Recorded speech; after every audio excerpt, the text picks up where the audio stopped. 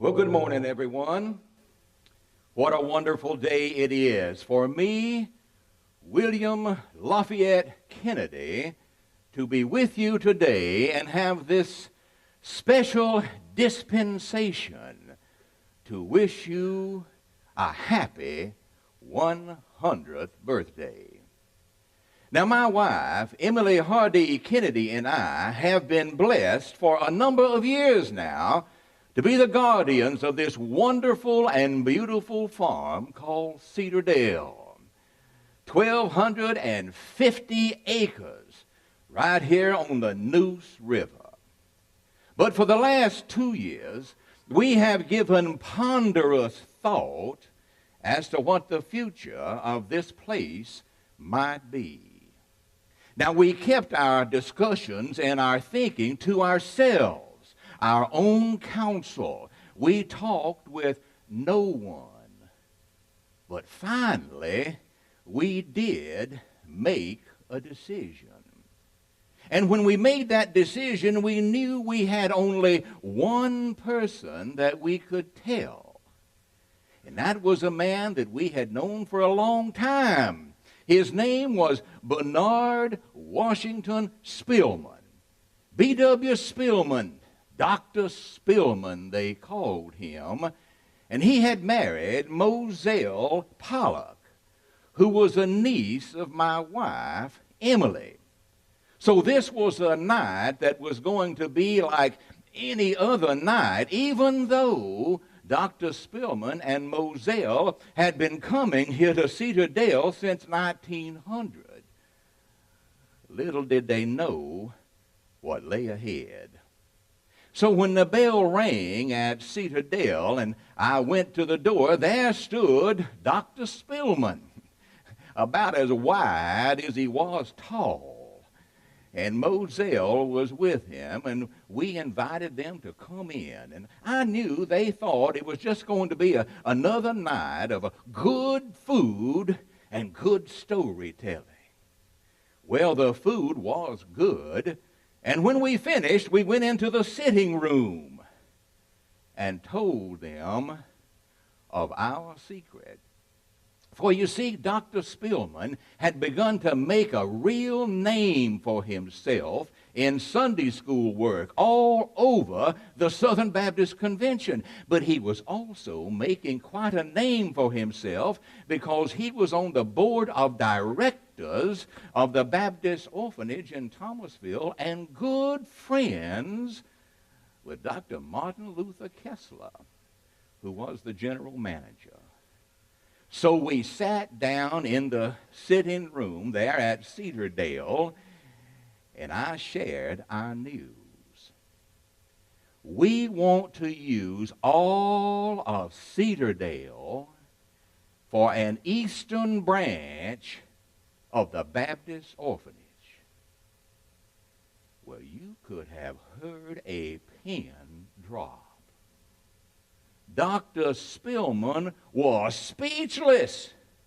Perhaps the only time in his life he suffered from that affliction.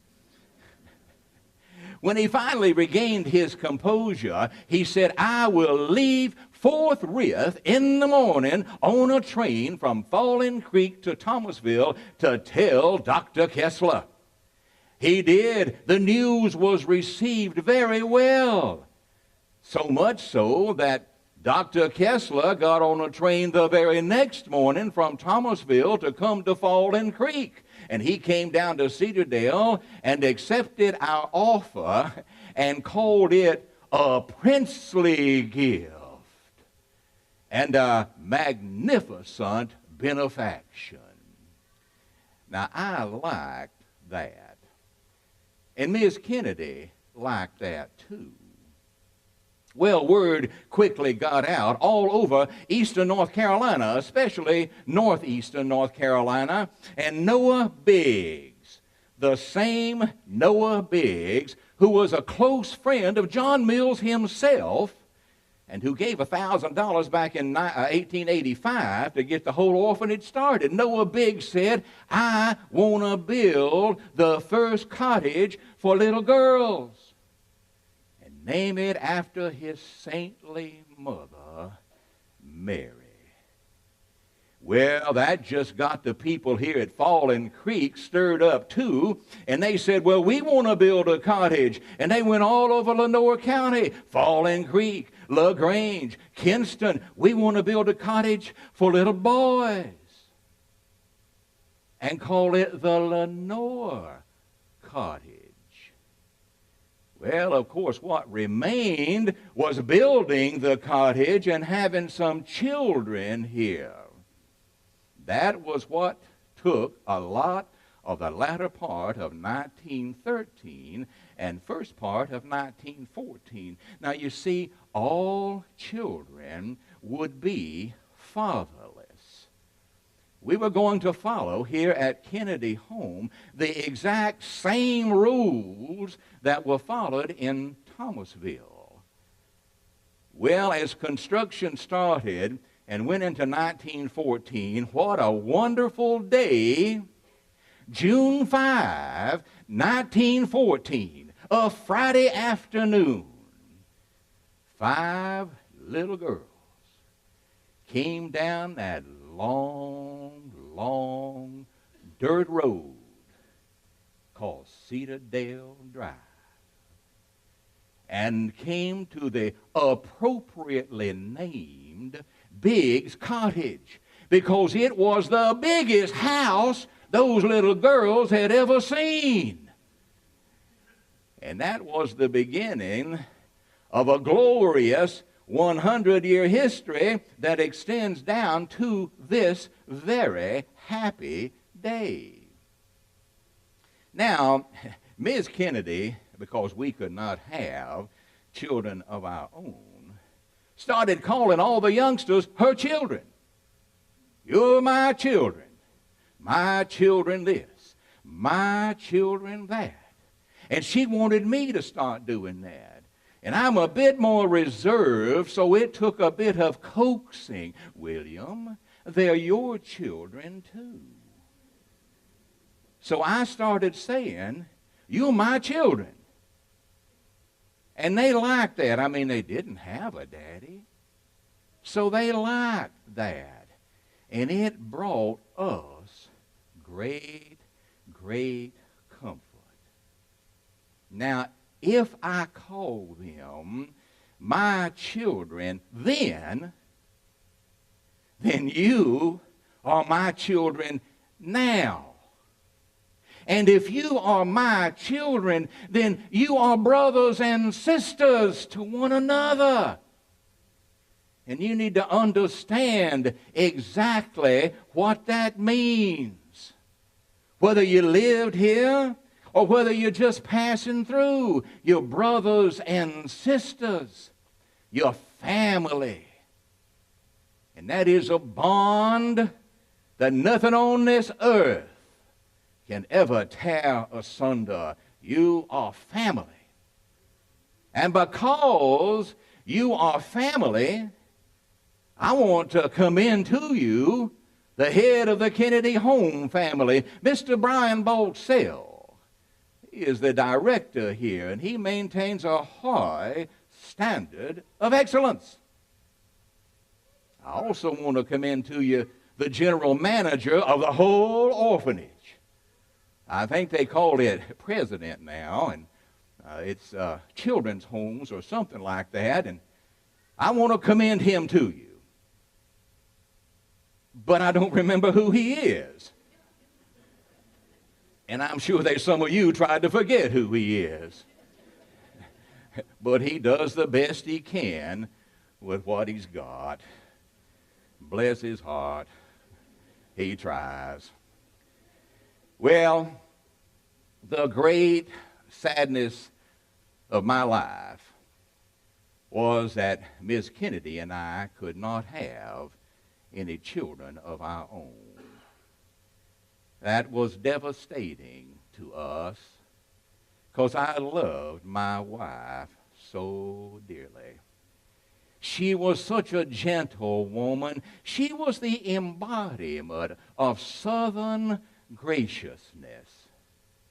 So every year On her birthday and every year on our anniversary, I lavished her with diamonds from Tiffany's in New York City.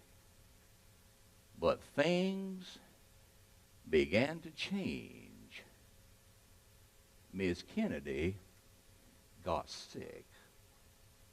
And she said to me, "What good is a diamond on my hand or on my finger or around my neck going to do me when I am so sick and in such great pain?" She also had an obsession that she wanted to build a cottage right here in memory of her beloved daddy, Pinckney Hardy. So she said, "Darling, we need to sell these diamonds. And we need to convert that money into cash so we can build that cottage." And I heard her, and I agreed with her, and I sold those diamonds. And now it became a race against time, because the doctor told her on one of the darkest days of our life that her illness was going to cause her to die. It did become a race against time. We told the builder, and the builder said, "I will do everything I can. I will speed up the process." And he did. And every day, Miss Kennedy would pray that her life would be spared, that she would be able to see that cottage, that dormitory for older boys completed. And I, not a particularly church-going man, prayed aloud and with great fervor, "Almighty God, please let my Emily live to see this cottage complete." And God heard my prayer. And God heard Emily's prayer. And on another Friday afternoon, May 10, 1918, word came to Cedardale. The Hardy cottage is finished. Miss Kennedy was so very weak. We got in a little carriage and we rode from the Cedardale down to where the site was. And there stood the builder with a big smile on his face and a shovel in his hand. But more importantly than that, there were 6 little boys there. Older boys, but still little boys as far as we were concerned. And they all came up to that little carriage and did a little bow. "Thank you, Miss Kennedy. Thank you, Miss Kennedy. Thank you, Miss Kennedy." And Miss Kennedy, in a voice barely above a whisper, said, "No, children, thank you. Thank you." We turned that little carriage around right out here and went back to Cedardale. She was so very weak. I gave her a little water and a little broth. And that night, at 10 minutes past 11, she died in my arms. But as the people at Falling Creek reminded me day after day, she died in your arms, William. But she woke in the arms of Jesus. A funeral was held right here at Cedardale 2 days later, Sunday afternoon at 4 o'clock. People came from everywhere. Dr. Kessler came down from Thomasville. 5 little girls from right here at Kennedy Home sang. And Dr. Spillman, still as wide as he was tall, spoke. And he called her a gracious woman, a good woman, a godly woman. And might I add, a generous woman, because there would not be a Kennedy home without Emily Hardy Kennedy. And so on this auspicious occasion, let me invite you to come down about 300 yards from where we are right now, where Ms. Kennedy and I are at rest. I mean, we're not going anywhere. So you might want to be like those little boys were in 1918. Just say, thank you, Miss Kennedy. Thank you, Miss Kennedy. And I know she would say, no, children, thank you. I love you. So does Captain Kennedy. So does Dr. Blackwell. Well, I thank you for this special dispensation that allowed me, William Lafayette Kennedy, to come here today and wish you a very happy 100th birthday. Until next time, goodbye. Good fortune. Goodbye. Goodbye. Goodbye. Goodbye.